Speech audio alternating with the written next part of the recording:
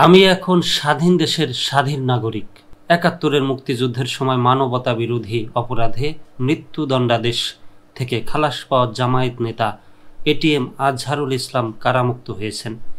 দীর্ঘ ১৪ বছর পর তিনি বুধবার সকালে কারামুক্ত হন। এ সময় তিনি বলেন, আমি এখন মুক্ত, আমি এখন স্বাধীন, আমি এখন স্বাধীন দেশের একজন স্বাধীন নাগরিক।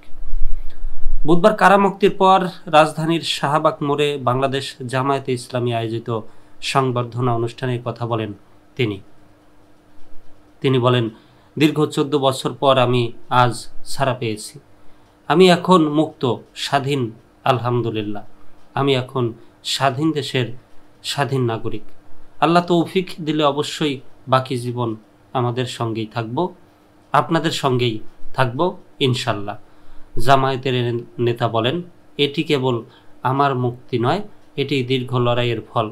আমাকে একটি অন্যায় ও রাজনৈতিক উদ্দেশ্য প্রণোদিত মামলায় মৃত্যুদণ্ড দেওয়া হয়েছিল, কিন্তু সত্য চিরকাল গোপন থাকে না। আজ সে সত্য প্রতিষ্ঠিত হয়েছে। আদালতকে ধন্যবাদ জানিয়ে তিনি বলেন, আমি দেশে ন্যায় বিচার প্রতিষ্ঠায় অগ্রণী ভূমিকা পালন করায় আদালতকে ধন্যবাদ দিতে চাই। তবে এটা সত্য যে দেশে এতদিন ন্যায় বিচার ছিল না।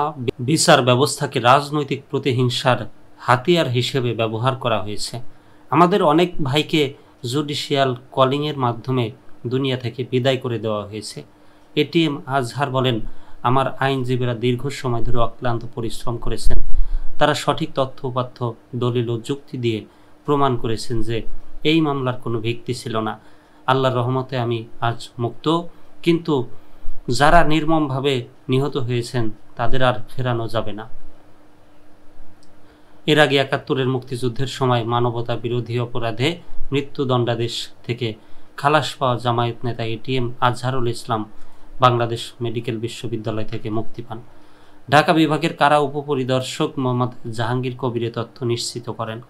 এদিন সকাল ৯:১০টার দিকে মুক্তি পেয়ে তিনি শাহবাগে বাংলাদেশ জামায়াতে ইসলামী আয়োজিত সংবর্ধনা অনুষ্ঠানে যোগ দেন। এ সময় উপস্থিত ছিলেন বাংলাদেশ জামায়াতে ইসলামীর আমির ডাক্তার শফিকুর রহমান সহ কেন্দ্রীয় জামায়াত নেতারা।